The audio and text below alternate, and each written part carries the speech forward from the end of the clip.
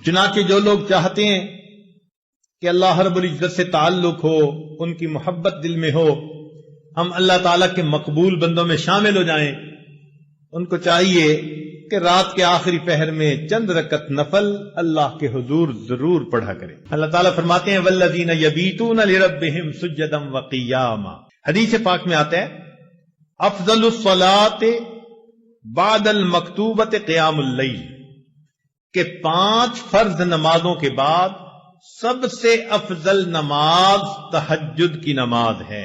قیل للحسن، حسن رحمت اللہ علیہ سے یہ کہا گیا ما بال المتحجدین احسن الناس وجہا، کیا وجہ ہے کہ تہجد پڑھنے والوں کے چہرے بڑے منور ہوتے ہیں، ان کے چہروں پہ بڑا نور ہوتا ہے۔ قال، انہوں نے جواب دیا لأنہم خلو بالرحمن فألبسہم نور من نورہ، اس لیے کہ وہ اللہ کے ساتھ تنہائی میں عبادت میں وقت گزارتے ہیں، اللہ اپنے نور کو ان کے چہروں پر پالش کر دیتے ہیں۔ ایک بزرگ فرمایا کرتے تھے کہ حضرت، ان کے پاس ایک بندہ آیا، اس نے کہا کہ حضرت مجھے رات تہجد کی توفیق نصیب نہیں ہوتی، کوئی عمل بتا دے۔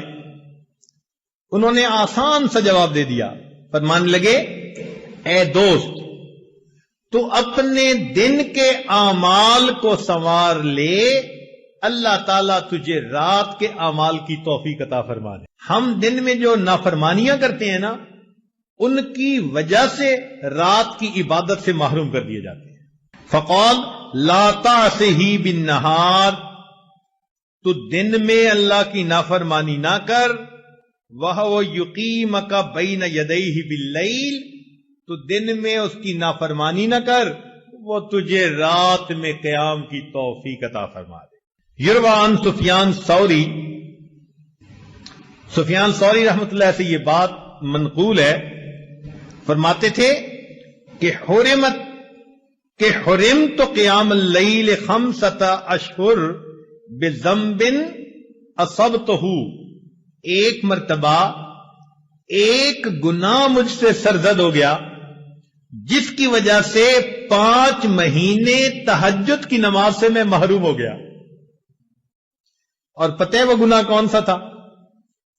فرماتے ہیں گناہ یہ تھا کہ ایک نوجوان دعا مانگتے ہوئے رو رہا تھا، اور میں نے اس کی طرف دیکھ کر گمان کیا کہ یہ ریاکاری کر رہا ہے۔ میں نے اپنے دل میں اتنا سوچا ریاکاری کر رہا ہے۔ اس بدگمانی کے گناہ کی وجہ سے اللہ نے 5 مہینے تہجد سے مجھے محروم کر دیا۔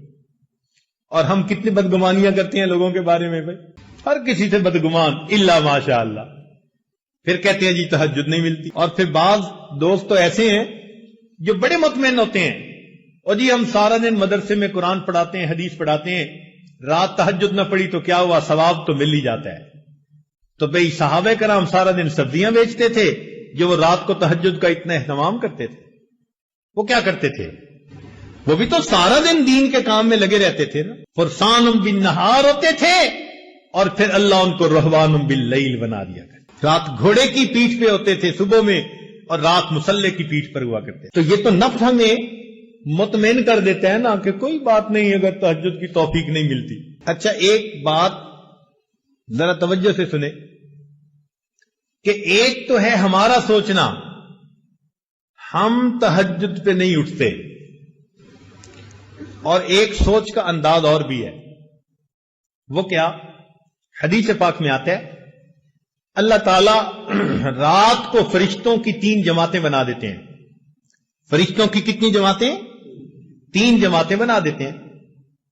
ایک جماعت کو کہتے ہیں کہ دیکھو فلاں فلاں میرے مقبول بندے ہیں، تم جاؤ اور ان کو پر مار کے جگا دو، یہ تہجد میں اٹھنے کا وقت ہے، یہ اٹھیں گے مجھ سے مانگیں گے، میں پروردگار ان کی جھولیوں کو بھر دوں گا۔ چنانچہ یہ لوگ سوئے ہوئے ہوتے ہیں، نہ گھڑی کا الارم نہ کوئی اور، اچانک ان کی آنکھ کھل جاتی ہے، یہ اللہ تعالیٰ کی طرف سے فرشتے اٹھا دیتے ہیں ان کو، اچانک آنکھ کھل جاتی ہے، دل میں ارادہ لے کے سوتے ہیں 3 بجے اٹھنے، 3 بجے آنکھ کھلتی ہے، تو اللہ تعالیٰ کے فرشتے جگا دیتے ہیں، اور پھر دوسرے گروپ کو اللہ فرماتے ہیں کہ جاؤ فلاں فلاں فلاں میرے ناپسندیدہ بندے ہیں، میں انہیں پسند نہیں کرتا، تم جاؤ اور ان کو تھپکی دے کے سلا دو، یہ میرے نیک مقبول بندوں کے اٹھنے کا وقت ہے، اور میں نہیں چاہتا کہ اس موقع پر یہ مجھے اپنی شکل دکھائیں۔ رات کے 1 بجے تک جاگتے رہیں گے، 2 بجے تک جاگتے رہیں گے، جب تہجد کا وقت شروع ہو جائے گا نیند آ جائے گی۔ آپ شادی بیاہ پہ دیکھیں، لوگ پروگرام بناتے ہیں، آج شادی کی رات ہے جی ساری رات جاگیں گے، ساری رات نہیں جاگتے، جب تہجد کا وقت شروع ہوتا ہے سارا مجمع سو جاتا ہے، گھر کی عورتیں سو جاتی ہیں، مرد سو جاتی ہیں، مہمان بچے سب سوئے پڑے ہوتے ہیں، وہ سوئے نہیں ہوتے، ان کو سلا دیا جاتا ہے۔ تو یوں بھی تو ہم سوچ سکتے ہیں نا کہ ہم تہجد نہیں پڑھتے، نہیں نہیں نہیں، شاید ہم سے کوئی ایسا گناہ ہوتا ہے، اللہ تعالیٰ اس برکت والے وقت میں ہماری شکل دیکھنا پسند ہی نہیں کرتا۔ لا الہ الا اللہ، لا الہ الا اللہ، لا الہ الا اللہ، لا الہ الا اللہ، لا الہ الا اللہ، لا الہ الا اللہ، لا الہ الا اللہ۔